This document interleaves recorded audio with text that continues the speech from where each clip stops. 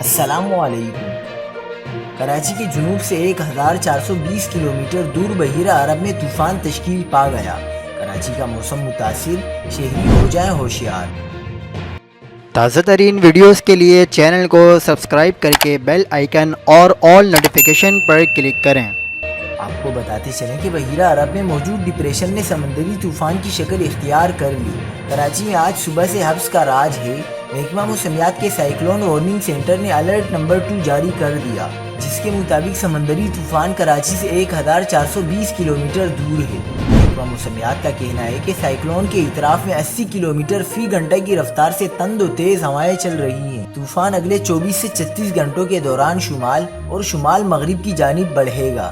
سمندری طوفان سے کسی بھی پاکستانی ساحلی مقام کو کوئی خطرہ نہیں، جبکہ کراچی میں صبح سویرے سے حبس ہے اور آج صبح شہر کا درجہ حرارت 30 سینٹی گریڈ ریکارڈ کیا گیا۔